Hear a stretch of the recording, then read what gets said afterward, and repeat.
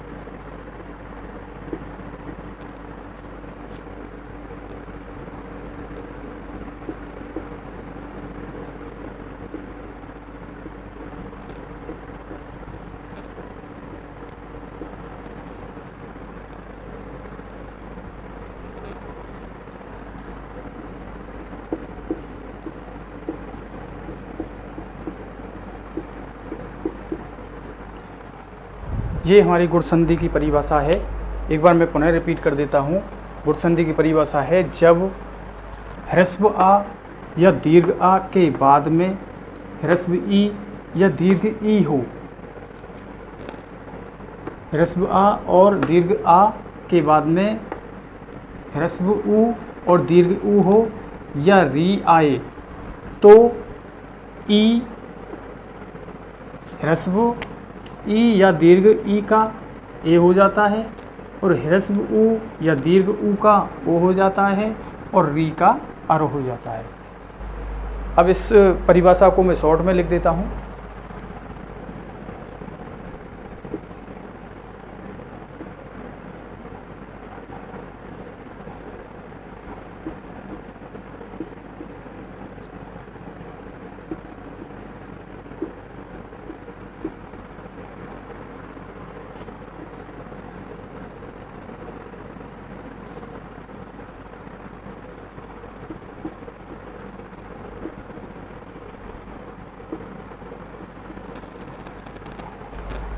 जब संधि में मैंने बताया था कि संधि में दो शब्द उनका संयोग होता है और फिर उनमें परिवर्तन हो जाता है या विकार उत्पन्न हो जाता है, वो हमारी संधि है। लेकिन अब जैसे मैंने एक तरफ तो ये हो गया और दूसरी तरफ हो गया ये। अब एक तरफ तो पहले शब्द में तो पहले शब्द का अंतिम वर्ण तो होना चाहिए ये, और दूसरे शब्द का प्रथम वर्ण होना चाहिए ये, ई ऊ और री। अगर पहले शब्द का अंतिम वर्ण है हमारे पास में ह्रस्व ई, ह्रस्व आ या दीर्घ आ, और दूसरे शब्द का प्रथम वर्ण हमारे पास में है ह्रस्व ई और दीर्घ ही, तो ह्रस्व ई या दीर्घ ई का हमारा ए हो जाएगा। और अगर ह्रस्व ऊ या दीर्घ ऊ हो तो ओ हो जाएगा। अगर री हो तो ये अर हो जाएगा। जैसे इनके मैं एक एक उदाहरण लेता हूँ तीनों के। जैसे एक तरफ इसका तीनों के एक एक उदाहरण लेता हूँ मैं। जैसे पहले इसकी बात करूँ मैं, तो जैसे मैंने एक शब्द लिया है यहाँ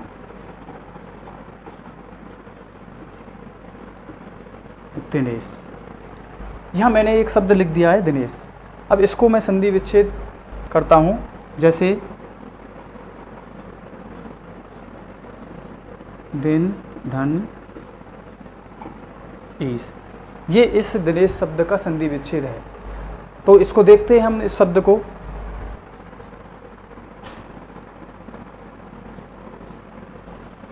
दिन,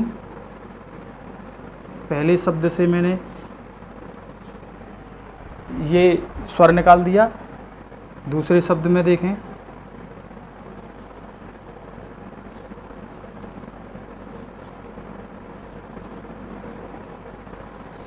दूसरे शब्द से मैंने पहला वर्ण निकाल दिया, तो पहले शब्द का अंतिम वर्ण ये हो गया अपना, और दूसरे शब्द का प्रथम वर्ण अपना ये हो गया।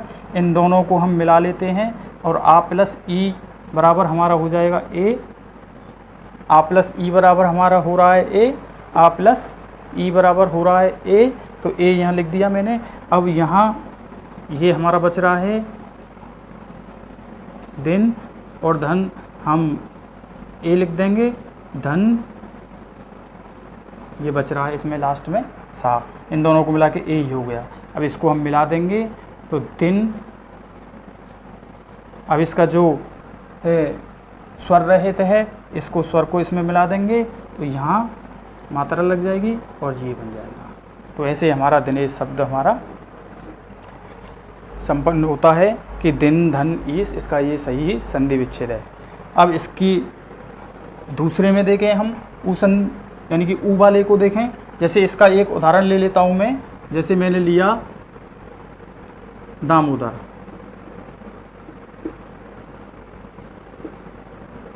इसका संधि विच्छेद होगा दाम, धन, उधर। अब ये इसका संधि विच्छेद हो गया दाम, धन, उधर। इसमें देखें दाम, इसको स्वर रहित कर दिया, धन, आ, ये हमारा स्वर निकल गया, धन, दूसरे शब्द में ऊ निकल गया, और ये बचा लास्ट में दर। अब ये दोनों मिला के हमारे हो गए ओ, ये दोनों मिला के हमारे हो गए ओ। और अब हमने लिख दिया यहाँ दाम, धन, ओ, धन, दर।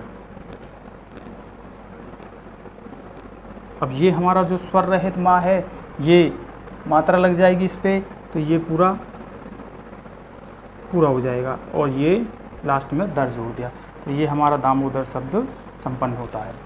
ठीक है। ऐसे ही हम इसमें एक शब्द ले सकते हैं, जैसे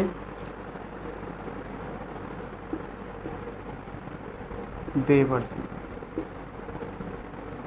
इसका संधि विच्छेद करें हम तो देव, धन, ऋषि।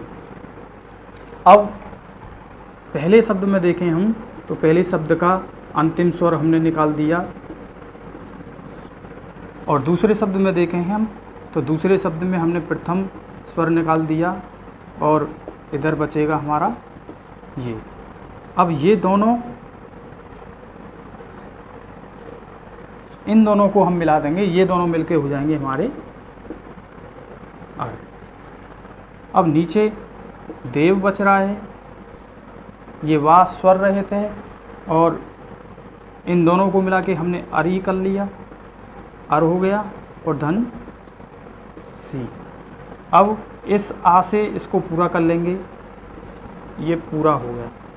अब ये रेफ रा बच रहा है, तो इधर से ये ले लिया हमने, और ये जो रा है ये ऊपर रेफ रा के रूप में चला गया, तो इधर ये देवर्षि शब्द हमारा संपन्न होता है। तो एक बार मैं पुनः रिपीट कर देता हूँ।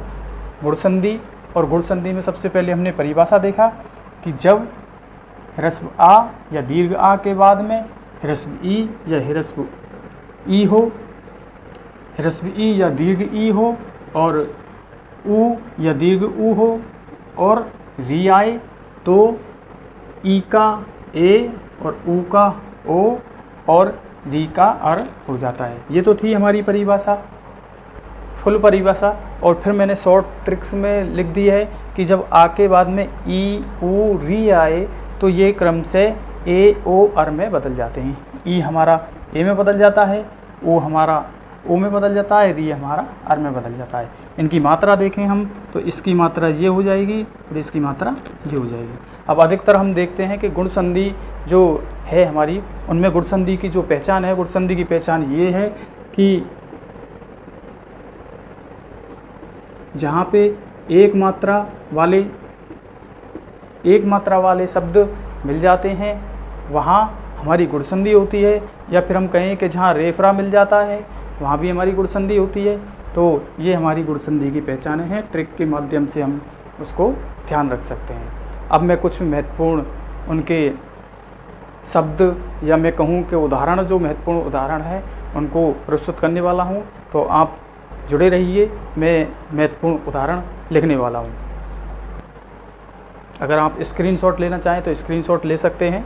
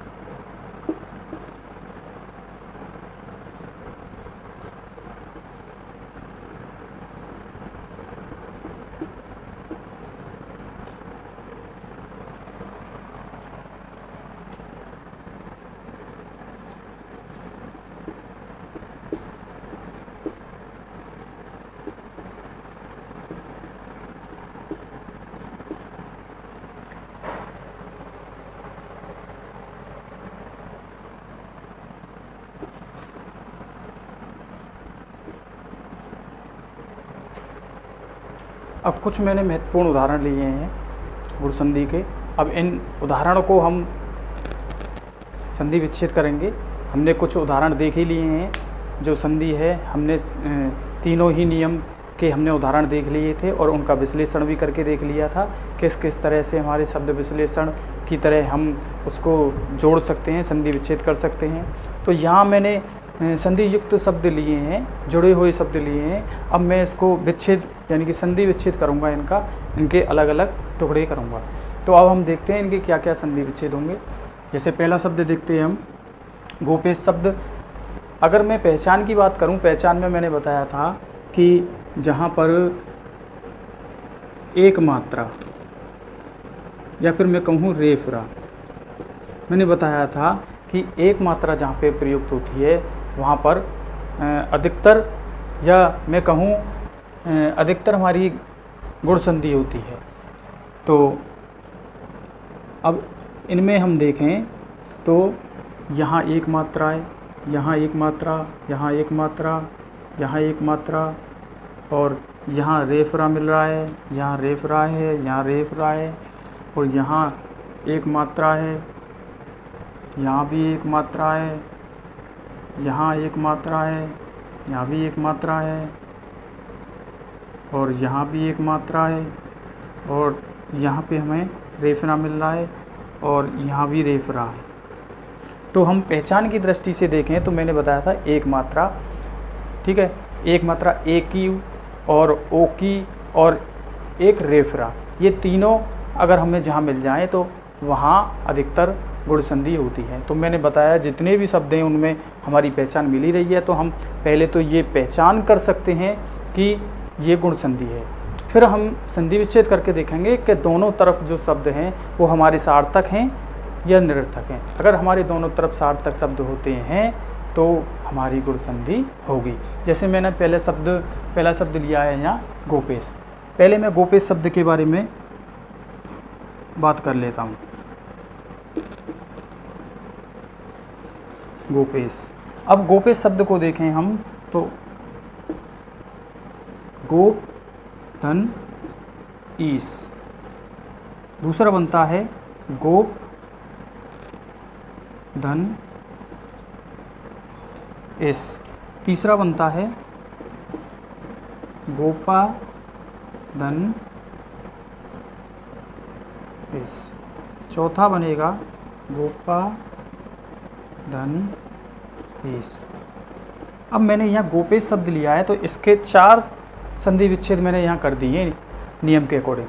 अब हमें ये देखना है कि दोनों तरफ हमारे सार्थक शब्द हैं या नहीं। तो पहले शब्द को देखें हम तो गोप, ये हमारा सार्थक शब्द है और ईश, ये भी हमारा सार्थक शब्द है। इधर देखें ये हमारा सार्थक शब्द है, ये हमारा सार्थक शब्द नहीं है। इधर देखें हम ये हमारा सार्थक शब्द नहीं है और ये भी सार्थक शब्द नहीं है। इधर गोपा, ये भी सार्थक शब्द नहीं है। इधर ये ईश, ये हमारा सार्थक शब्द है। तो यहाँ देखें, और ये पहला जो उदाहरण है ये इसमें दोनों ही शब्द जो हैं हमारे सार्थक अर्थ दे रहे हैं, लेकिन इनमें एक सार्थक है एक सार्थक नहीं है, इसमें दोनों ही सार्थक नहीं है, इसमें एक सार्थक है। क्योंकि संधि का नियम मैंने बताया था, संधि की जो शर्त मैंने बताई थी वो थी कि जुड़ा हुआ शब्द है, ये संधि युक्त शब्द है, वो भी सार्थक होना चाहिए, और जो संधि विच्छेदित शब्द है, जो टूटा हुआ शब्द है, वो भी दोनों तरफ से सार्थक होना चाहिए, तभी हमारा वो सही संधि विच्छेद है। अब पहले शब्द में हमारे दोनों ही शब्द सार्थक हैं और इसलिए हम कह सकते हैं कि जो पहला ही शब्द है वो, या पहला ही संधि विच्छेद है वो हमारा सही होगा। तो पहले का हो गया हमारा गोप धन ईश।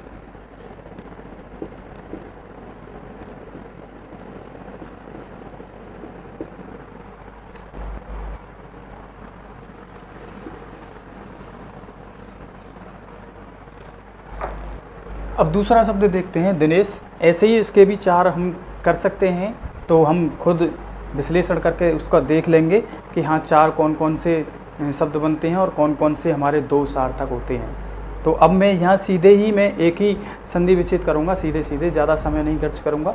तो देखते हैं दिनेश, दिन धन ईश, गणेश, गढ़ धन ईश, प्रेक्षा, प्रे धन इच्छा, कन्वर्सी, कन्व धन ऋषि, देवर्षि, देव धन ऋषि, देवर्ण, देव धन ऋण, उत्तरोत्तर, उत्तर धन उत्तर, चंद्रोदय, चंद्र धन उदय, दीपोत्सव, दीप धन उत्सव, दामोदर, दाम धन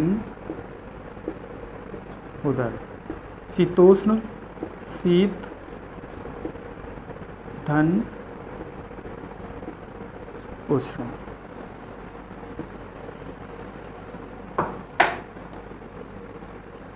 जलोर्मी, जल धन ऊर्मी। यहाँ ऊर्मी का अर्थ है लहर। गंगोर्मी, गंगा धन ऊर्मी। तो ये हमारे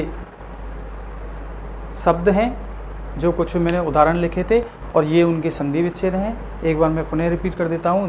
गोपेश, गोप धन ईश। दिनेश, दिन धन ईश। गणेश, गण धन ईश। प्रेच्छा, प्रेय धन ईच्छा। कन्वर्षि, कन्व धन ऋषि। देवर्षि, देवधन ऋषि। देवर्ण, देवधन ऋण। उत्तरोत्तर, उत्तर धन उत्तर। चंद्रोदय, चंद्र धन उदय। दीपोत्सव, दीप धन उत्सव। दामोदर, दाम धन उदर। शीतोष्ण, शीत धन उष्ण। जलोर्मी, जल धन ऊर्मी। गंगोर्मी, गंगा धन ऊर्मी। तो ये था आज मेरा संधि का टॉपिक, गुण संधि। तो आज हम संधि का टॉपिक यहीं समाप्त करते हैं। आज ये हमारा गुण संधि का टॉपिक कंप्लीट हो गया है। अब हम आगे नेक्स्ट वीडियो में गुण संधि के बाद हम वृद्धि संधि लेंगे। तो आज का वीडियो मैं आशा करता हूँ आपको अच्छा लगा होगा।